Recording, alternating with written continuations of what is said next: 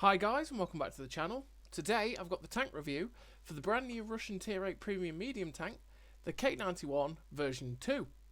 Now, initial thoughts on this tank is that it's an okay tank. I'd say it's pretty balanced, to be honest. It's not bad. It's not a bad tank at all, but it's nothing to shout about. And if you have a lot of the other Russian medium tanks, it's probably not worth picking this tank up. It's probably just waiting for it to be on a season pass in like 9 months, 10 months time, you know, as it goes these days. It's an alright tank though. If you do consider buying this tank, it's not bad by any means. It has a few downsides, but it has a few good sides, and it can be enjoyable. It does take a little bit to get the most out of it, but apart from that, yeah, it's not a bad tank. It's alright. So let's look at the stats of the tank. Well, it's 8,250 gold on base cost, which is okay for a tier 8 medium tank. It's not the highest cost in the world for these tanks anyway. It's got 212 pen of APCR and 290 pen on its heat rounds. Now that penetration on its standard rounds is really good generally for the Russian tier 8 mediums. And 290 on the heat is exceptional. You can pen E100s and Jagdpanzer E100s in their superstructure extremely easily with this pen. You will have absolutely no problems penning anything that you'll face at tier 8, 9 or 10 with 290 heat pen. It's unbelievably good, that is. And with 212 APCR pen as well, you're not going to struggle for penning this tank. It's pretty damn nice, and that's a good feature of the tank. It's got 250 damage, which is okay. I kind of wish, it does feel like it kind of wishes it had 320 alpha, because that would differentiate it from stuff like the T44-100 and the T54 first prototype. If it had 320 alpha like the 416, it might feel a little bit different to those two premium tanks.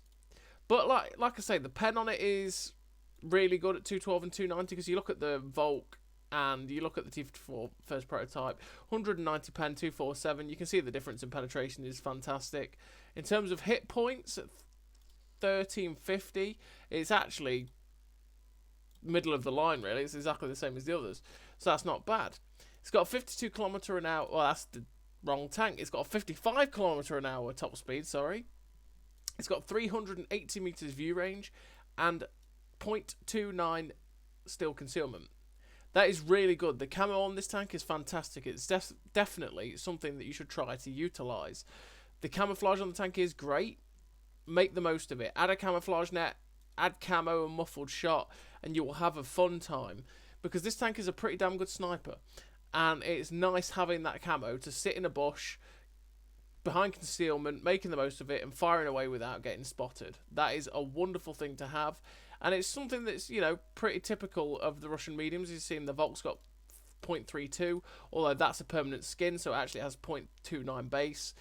Same as the T54-1 has 0.29. It's a pretty standard Russian thing, but the camo is absolutely fantastic. So bear that in mind, that you can play this like a pretty decent sniper and play it like a good bush Wookie. So, its rate of fire is 7.23 rounds a minute, which is an 8.3 second base reload. Now that's 6.2 seconds pimped out the way I have it, which is nice, but it's not that good. It's a little slow at times, and it does feel a little bit slow at times. I mean, you consider this has 250 alpha. Sure, this has worse pen, right? Which is, I think, it's probably the trade-off, let's be honest. That this gets worse pen but a better rate of fire at 8 rounds a minute with a 7.5 second base, whereas this gets 8.3 second base but has better penetration and slightly better mobility. I suppose that's the trade-off. It's fair, but it does feel a little bit slow. This is why I say having 320 alpha might be a little bit nicer for it, because it would have been like just that little bit different, have a decent rate of fire, you know, all the good stuff. I mean, you look at the Object 416, which has 320 alpha. This fires 7.5 rounds a minute. It has an 8 second base reload, so it reloads 0.3 of a second faster than the K91 version 2, which means that, you know, having that 320 alpha, it's just going to have better DPM. Although this has 3 degrees of gun depression, and it is a bush Wookie. I mean, look at that camo in the 416, it's ridiculous. But yeah, so just be wary that the DPM, although it's reload at 6.2 fully pumped, it is really nice. It does feel nice. It can hold you back a little bit when you go in on tanks, so just bear that in mind. Aim time at 2.2 seconds is pretty good. I mean, if you look at the Volk, it's 2 seconds, so it's a little bit worse than the Volk. And if you look at the T54 Mod 1, it's 2.4, so it's better than that. 2.2 is not bad. You're not going to be sitting there twiddling your thumbs waiting for the aim time, the aiming circle to actually get stuck in. It's fine.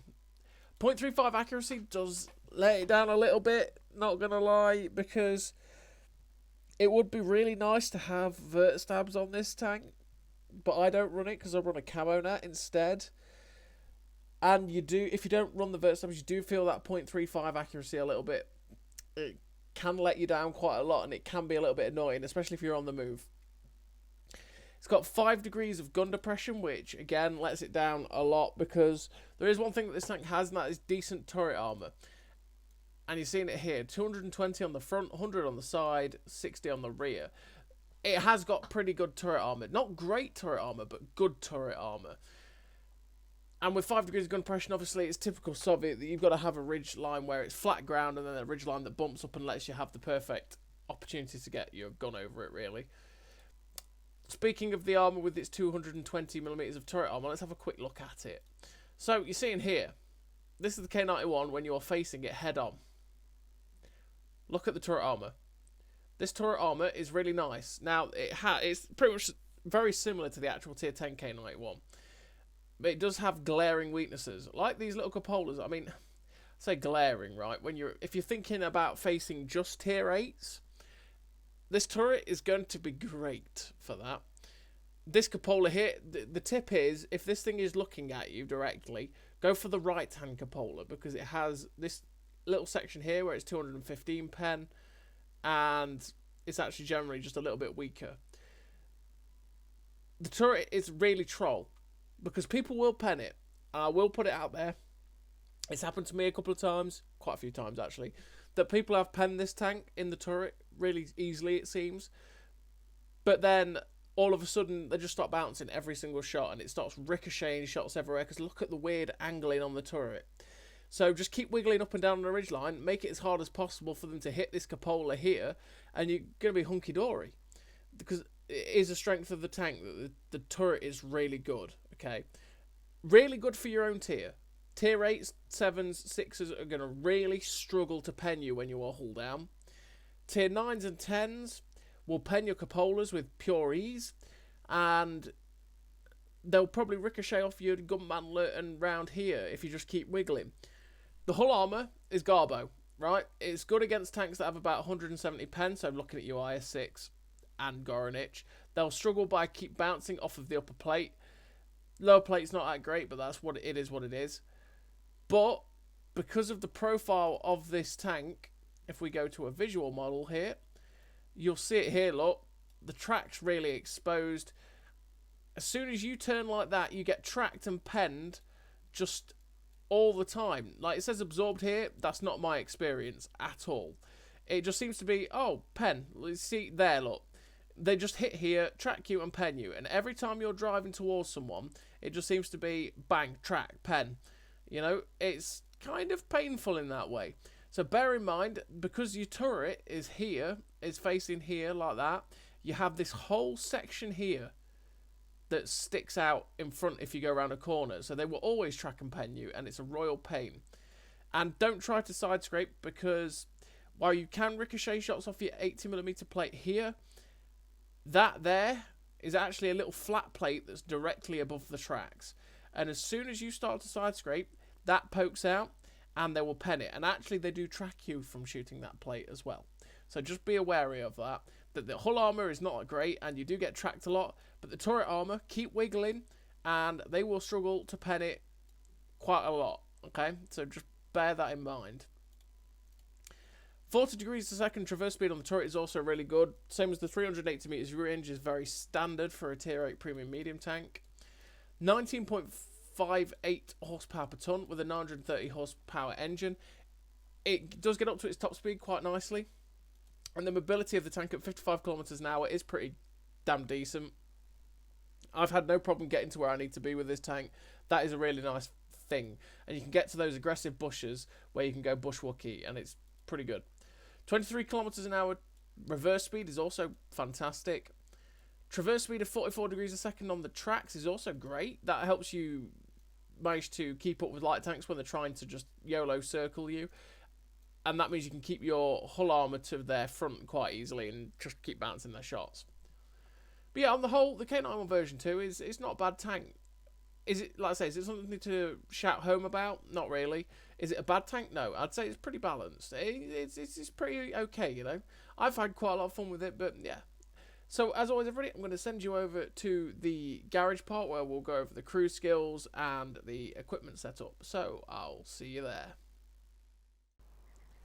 So, here we are in the garage with the K91 version 2. As you can see, it's a pretty ugly looking tank. The tank placement of this looks weird. It's kind of in the centre. It's just a bit odd, to be fair, but yeah, it is what it is. You know, the turret is pretty good.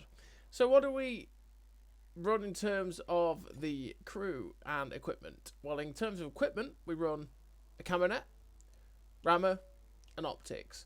As you can see, we've got 266 meters of steel concealment.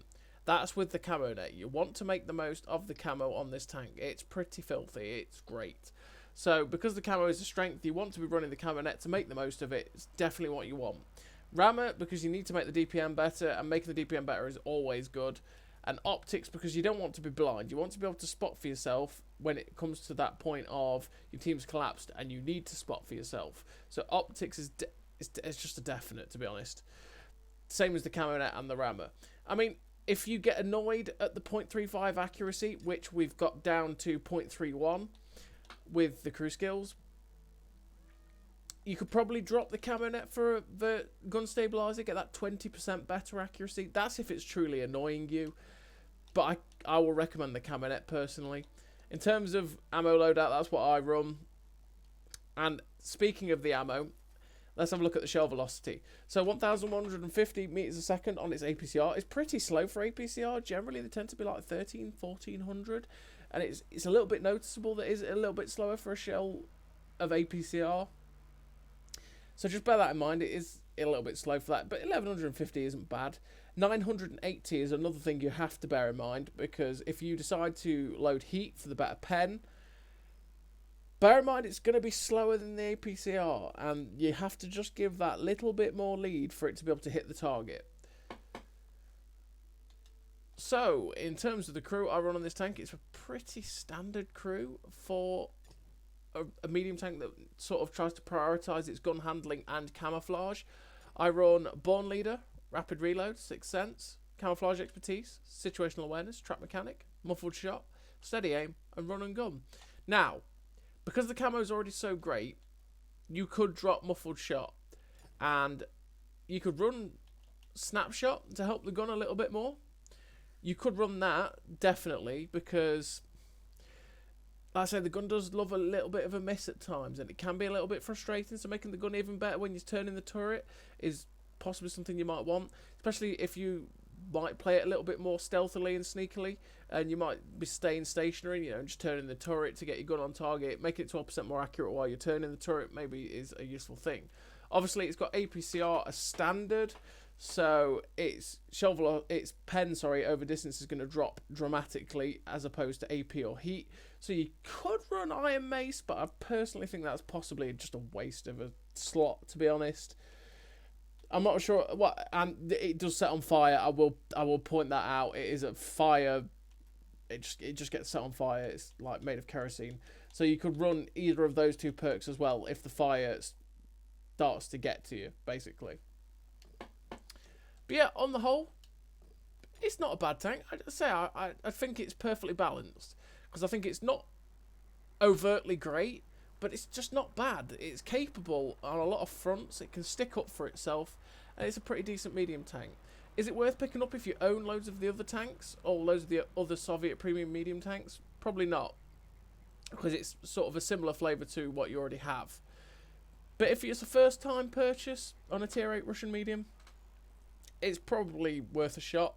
But like I say, I mean, let's be honest, with the way it's been going recently, it'll probably be in the season pass in about 7, 8, 9, 10 months. You know how it goes.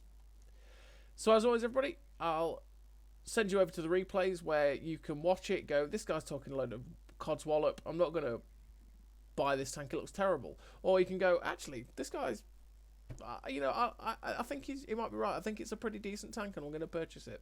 So I'll send you over to the replays. I'll see you there. So here we are in the replays with the K91-2, and this first game is on Vineyards. Now this first game isn't necessarily about the result, it's more about what happens in it. And it's kind of a quick fire show of what the tank can do when it's pushed, and when you know what tanks you're facing and how you can sort of pull off the armour on it, basically.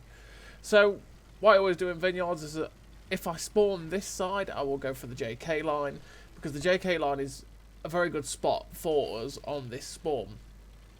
For the other spawn, the JK generally leads to just getting pinned down at K3 and then being shot at by people that camp and snipe from J9, K9, somewhere around there from our team. Obviously, it does lead to the problem that sometimes teams for our spawn will camp on that JK90 area, and they will just sit there, and yeah, then the enemy team just flanks around on the AB, goes all the way around, starts spotting the campers, and then starts farming them. And that is a bit of a problem that does happen from time to time on this map. But this line is one of those ones that if you push through the JK, you've got to go quite quickly about it, really. Especially once you realise there's not much here. Now, I've pushed into this position right now, and I can obviously see that LTTB. And just as I was getting a shot at him, this IS-6 appears. Fortunately enough for us, they bounce off our turret front. And this is where kind of knowing what you're facing helps. Because with the armour of this tank, I can bounce that IS-6 off of my upper plate. I can bounce it off my turret front quite easily. So I'm like, okay, I can bounce this person very, very easily. I'm going to push in. But just as I push in, there's a Ragnarok here. There's the Centurion over there. And it's like, oh, this is a bit awkward. And I make a mistake and I forget that this building in front of me is actually destructible. And it's like, ah, that's not good. But the Ragnarok's fired his whole clip. So it's like, okay, I'm just going to move forward. We get a nice shot into him on the move. Set him on fire. And we finish him off. Now there's the IS-6 coming in. I turn the armour to the front because, like I say, I know that I have a high chance of bouncing the IS-6 off the front. We get penned by the General, who damages our gun. As we're swinging around the corner, we end up ricocheting the IS-6 off our extremely angled upper plate then. And my driving gets in the way and we can't quite get around the building. But we're just trying to keep our armour frontally on to these guys. And I'm just putting the shots in. We're getting peppered by artillery. The IS-6 is coming around on my left. I've got the General obviously doing that. We turn to the IS-6, bounce the General. Get fortunate the General misses another one. Going for the face hug on the General because then we bounce him on our turret because he won't be able to pen it. Finish him off and we're thinking about the IS-6, but unfortunately artillery gets a shot in to finish us off there. But you see what the tank can do in that sort of close quarter engagement there. If you get stuck in that position and go face hug people, they will most likely, because of the low profile of this tank, just be able to shoot the turret. And the turret is strong enough that if you're facing tier 8s like that, you will bounce them. It's just about knowing what you can and can't be penned by. Like the IS-6 with this 175mm of penetration, 180 odd on the upper plate. He's not guaranteed to go through that upper plate at all. Turret front, never going to pen. I mean, realistically, with the gun depression of the IS-6 and the fact that we are lower profile, well, at least our hull armour is, we could face hug an IS-6 and they won't be able to pen us because they'd have to hit our turret front. And there's only certain spots they can pen us at 220 pen, and they only have 217 pen on its APCR premium round. So it's tanks like that. You just got to know what you're facing basically to be able to bounce and just keep your armour and know what you can be aggressive against. So we're on the second game, and this time we're on Heilbronn, and I'm taking this position here. And I like this position here because I can spot out the southern bit. I can get shots at people like this WZ-120 who are pushed aggressively. And we did get a nice shot into him. Now I'm just looking for shots at the back end of him. This is where it can be a little bit awkward poking over a ridgeline. Unfortunately, artillery slaps a shot into us. But yeah, anyway, this is where it can be a little bit awkward on a ridgeline because I'm poking up on top of here, right? And sure, mostly he's going to be able to see my turret. But because of where the turret is placed, which is dead centre of the hull, the front bit where the tracks and the drive wheel are poke out. So you just got to be a bit wary of that, that if you poke up on those ridge lines, you're most likely exposing your drive wheel and people can track and pen you, and it's not going to end well. Now, I'm just looking for shots at this 1390 because he's got him behind, and I'm not going to be able to get another shot at him, but it worried me a little bit because I thought maybe that 1390 was going to come back and get some shots into me. The WZ-120 pulls out and gives us a nice shot into his drive wheel, and unfortunately we ricochet off of his upper plate there as it's going down. It's more like his turret. But this is where this ridge is a little bit awkward though for this tank, because obviously we've only got 5 degrees of gun depression. If I didn't mention that, yeah, it's got 5 degrees of gun depression. It's very Soviet, which means that, yeah, it does struggle a little bit on ridge lines, because you've got to find the perfect place basically with it. You've got to find the perfect place where you can keep the gun down and you can keep getting shots. And really, where that WZ-120 was a bit earlier on, this was the perfect place because we could get the gun down and we could get shots at him and mostly stay safe. Now that WZ-120 is coming in. We get a nice shot into the back of him, track him in place, looking for the drive wheel again, but he manages to get his track back up before that. And we managed to actually bounce his heat round there off our turret front. I'm pretty sure that's where he hit. Testament to the random angles and stuff like that we can bounce a 340 heat round there. We get a shot snapped into the Inferno, and we're up to 1800 damage. Looking for a shot at the 113. He's just got to come up into the right spot field to get that shot in. We do get it into the back of his engine deck there, and he's up into our base. So we're at 2k damage, 440 assistance so far. You know, we've got a pretty decent result so far in a very, very tier 10 match. Now I'm looking for a shot at the gorilla, can't quite find it. Was going to try and get a shot into the side of the VKB, but thought better of it because it's probably going to lose health there. That Inferno over there loses a load of health. I'm thinking, right, okay, you know what? I may not have that good a DPM, you know, I might not have the best DPM, but I do have DPM that is better than that Inferno. I'm going to go get rid of this Inferno off the flank and just sort of free up the nuisance. Now, he's actually pulled out into a position I could have got a shot at, but unfortunately he ends up spotting us, and we don't quite get the shot into him, and he is charging straight this way, and it's like, okay, nope. We're going this way, go round, because I don't want to really face this guy head on and lose a ton of health. I want to at least get a shot or two into him before he gets a shot into me, because that way I can guaranteed finish him off and, you know, be alive. So we get a nice shot into his lower plate, pull back because it's like, please don't shoot me. We get the reload, put another shot in, we take the hit, but now, because I know that the Inferno has a terrible reload, I'm going to finish him off. And we finish off the Inferno. We're up to 2.7k damage, 440 assistance. Teams are, well, we're down by 1 tank. It's not looking great so far. And I'm thinking, right, where are they? There were a couple of tanks on the positions at H6 and 7, G6, 7. So I'm thinking maybe that someone will be coming down that road there that I was just looking at. But fortunately enough, we don't spot anyone and we don't get spotted. The 1390's over there, the QL. I'm thinking, right, okay, I'm going to get up on top of this little hill over here and see if I can just spot anything out and get some shots up, like stuff like the gorilla that might be in their base. We're still looking at the QL and it's thinking, can I actually get into a position to get a shot into the back of that QL over there? Well, we're going to go see if we can try. The VKB gets spotted and it's like, cool. That Jagdpanzer's behind the rocks, can't quite get a shot at him. Well, it's like, okay, that VKB's there. I can sneak up, get a shot into the back of him and laugh. Now, he's starting to turn towards us, so I load the heat because I can't pen the VKB with 212 pen APCR in the front or in the turret.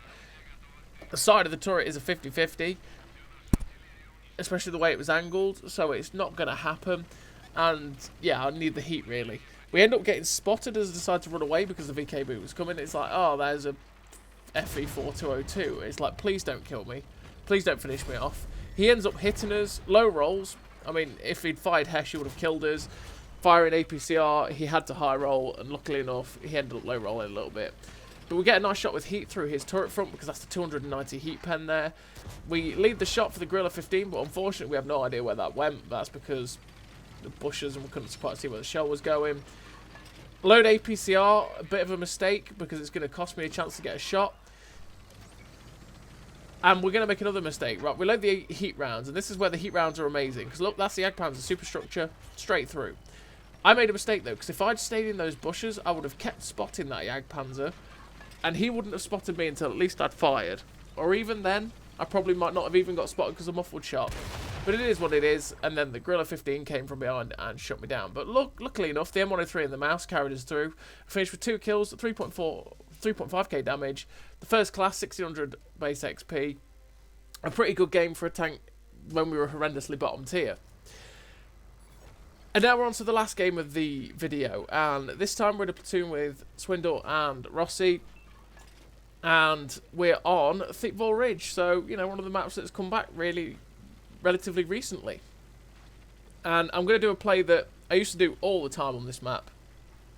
And it's a pretty good play to do to counter this northern flank, right? And that is push straight for D8, D9. D9 preferably onto the E9 section of hill. Because that way you get under the gun line of the people that camp at E9. You spot them out. You get assistance damage, lots of assistance damage.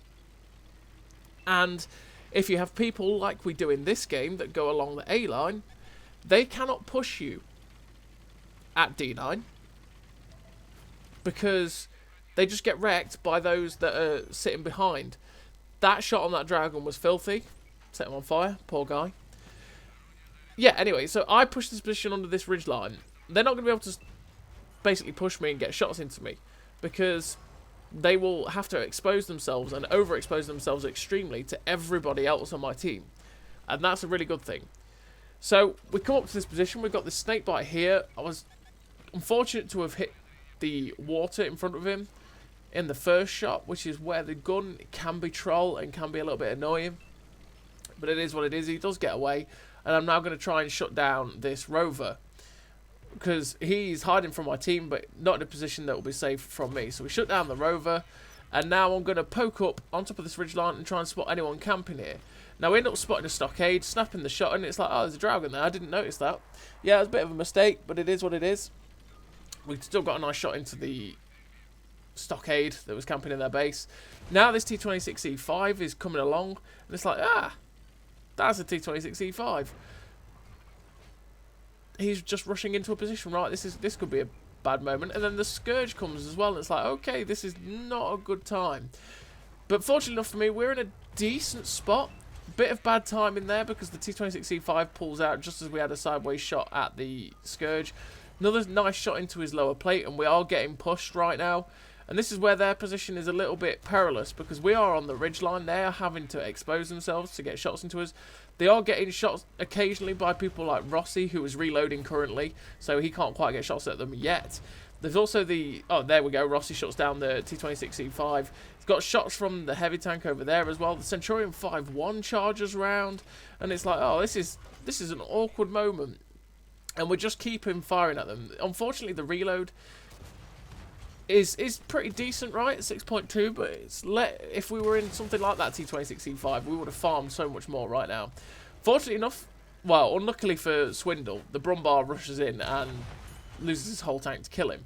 But luckily for us, the Brumbar actually managed to eat the shot from the Dragon that came over, and that saved my bacon. And then we managed to turn just in time to get the turret locked onto the Dragon. And that meant that his Hesh round bounced on our turret front because he can't really pen us with the Hesh. So we ended up getting a bit lucky to survive that. It's a bit of a chaotic moment, but just the reactions really saved us. So right now I'm going to get some shots into this 416, and I didn't actually realise there was an Emil 1 right there. Could have been a dangerous moment. I'm chancing it to try and get another shot into that 416 because they're a right bugger to spot. And he's going to be in a position that's a bit dodgy for me because he'll be able to get shots at me if I try and stay up here on top of this ridgeline. But we've got good camo as well, so I'm going to poke up on top of here to try and see if I can get some shots at the 416 if he gets spotted again, or the stockade that might be over there, which I'm being a bit wary of, and plus we want to get rid of that Emil 1. So I pull into a position where this bush is between me and that stockade. I still don't think that stockade would have spotted me even if I'd when I was out in the open. But it doesn't matter anyway. Like I said, the Emil 1's down there. There's the 416, which we try and pop a blind shot into. We can't quite get it into him though. But this Tiger Shark YOLO's the Emil 1, and I seize that opportunity to get a nice shot into that Emil 1, put him down onto a one shot, because I don't want to be in a position where he has health to take a shot and then he just pops up and finishes off. We don't want that. So we managed to put him onto a one shot. The 416 gets spotted. We get a nice shot into him and finish him off. And now we've got the awkward moment of a tank with 5 degrees of gun depression facing a tank with 12 degrees of gun depression on a ridgeline, which also has a good turret. And we end up ricocheting off his upper plate. He ricochets off our side armour that was well angled. And fortunately enough, the Tiger 2 comes steamrolling in and finishes off the Emil 1. So we don't have to worry about him coming up to finish us off. There's still the stockade over here. We load heat rounds so we can guaranteed go through this guy, because with the 212 APCR PEM, we have every chance of ricocheting like we saw earlier on. Looking for the shot, he pulls out a little bit. Good camo keeps us unspotted. Finish him off, and now there's just the artillery, which we've seen is fired somewhere over here. We load the HE rounds, and we're just aiming, slam the shot into his engine deck, set him on fire, and we finish the equalizer off. And we finished that game with 4.3k damage, the victory, 2.2k base, 5 kills, 2.7k assisted. A really nice game for the K91-2. Ace tanker and a high caliber as well. Like I say, this tank isn't bad. It's not something to shout about. It's pretty decent. I'd say it's a pretty balanced tank. I've had a bit of fun playing it. Gun control, great camo, pretty good mobility. It's a pretty decent all-round tank. So as always, everybody, thank you very much for watching. I'll see you next time.